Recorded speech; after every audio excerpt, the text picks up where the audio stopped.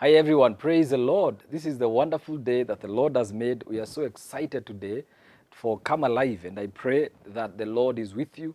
The Lord has kept you in all things. All right, so this week I want us to look at a few things or something that is really that has come to my heart and to my mind. And I want to look at a topic that I've called You Are What You Consume.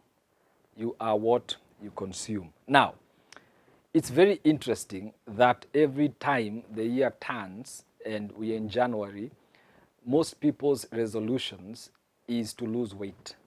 It's an interesting thing, you know. Everyone is saying, "Oh, this year I'm going to lose some, some kgs or some pounds." And many people actually turn, and they get gym membership, and they say that most gyms are filled in January and February. But then getting into March, April, and May, people lack the consistency of actually doing what they had said they will do.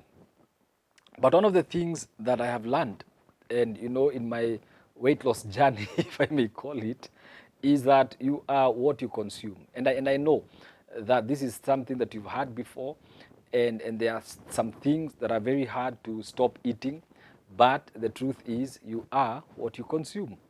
If you are struggling with weight, maybe you need to change a diet. And one of the things that actually nutritionists do is they give you a different diet, or they create a diet for you. I was reading somewhere, I don't know whether they are official statistics, but they were saying that weight loss and physical fitness has to do with 70% of the diet. 30% has to do with exercise, 70% has to do with what you eat. All right, so you are what you consume. And this is also true in any area of your life, and especially the spiritual side or the spiritual area of your life. A human being has different components. We have the physical, the intellectual, we have the emotional, and we have the spiritual. And so your spiritual life is what you consume. There's a principle that was advocated by Stephen Covey in his book, The 7 Habits of Highly Effective People, the principle of what they call 2SPC, the social, the spiritual, the physical, and the cognitive areas of life. And that is what he talks about. And he says that these 4 areas of your life must be balanced for your life to be balanced. And many of us put a lot of effort in our social life. We put a lot of effort in our physical sometimes, and in our spiritual, and also in our cognitive or intellectual.